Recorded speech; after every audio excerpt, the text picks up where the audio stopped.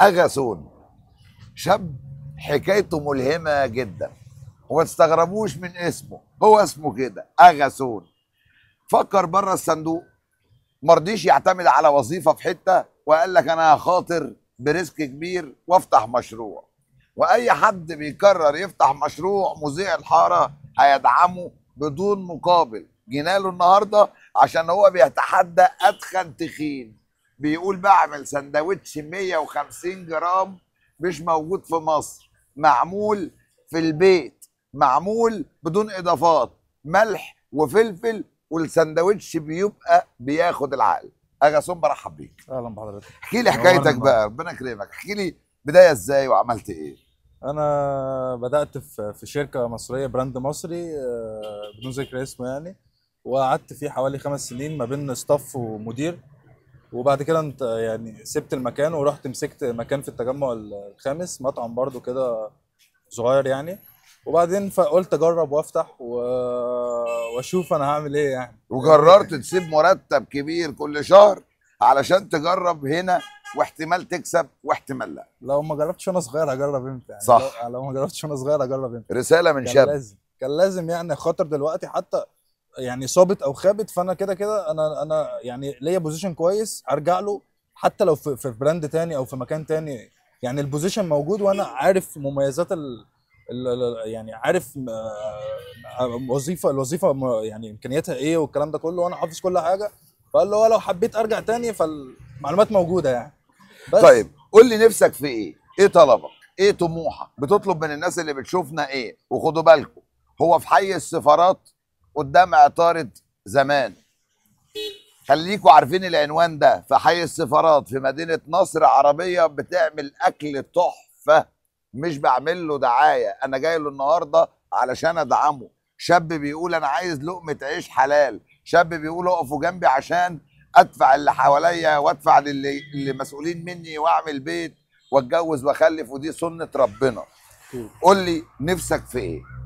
والله يعني كل اللي طالبه، انا مش طالب حاجه كبيره، انا طالب بس يعني العربيه البسيطه دي تشتغل، مش عايز يبقى فيه توفير ولا عايز العربيه البسيطه دي تشتغل. والناس يعني اللي هو انا في براندات قويه حواليا، يعني لو يجربوا مره، يعني انا مش طالب اكتر من يجرب مره، ما عجبكش ما تحاسبش وامشي يعني، ما تحاسبنيش، انا ما عنديش مشكله في مشكله الحساب، لا ما تحاسبنيش. انا لو انا الحمد لله هنا بقالي شهرين ونص، ما فيش يعني ما فيش حد جه. المشكله الوحيده اللي كان بيبقى زود بطاطس، يعني دي المشكله اللي في السندوتشات.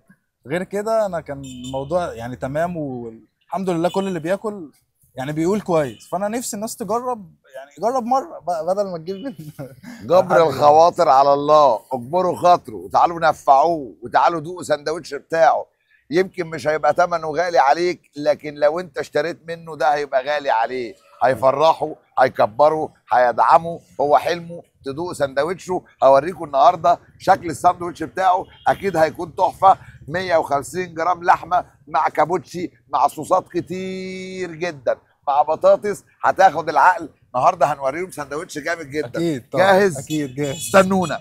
النهارده دلوقتي هتشوفوا تحدي المذيع واغاثون. انا هعمل السندوتش بتاعي بايدي، وهو هيعمل سندوتش الزبون بايده، وانتوا احكموا شوفوا مين فينا اشطر، مين الشيف اللي هيعمل سندوتش جامد جدا. يلا بينا، يلا بينا قد التحدي. قد التحدي. يلا بينا. انا هحط كابوتشي، كابوتشي الجميل. هو ابتدى بالصوص، انا ما ابتديتش بالصوص، انا هبتدي بالكابوتشي. حطينا كابوتشي عشان انا بحب الكابوتشي زياده، والطماطم كمان زياده.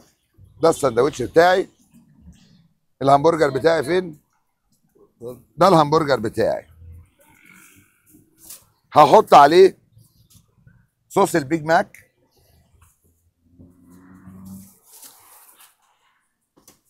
هحط عليه الكاتشب الجميل. عايز تيجي تاكل عند اغاسون وتيجي تعمل السندوتش بنفسك، اتفضل مشكورا. تشيز بقى. انا حر بقى، انا اعمل اللي ماشي يعجب ماشي سندوتش انا. ماشي. ثم ما كل واحد عشان هو انت شيف، لكن انا لسه بتعلم. ده سبايسي. ماشي.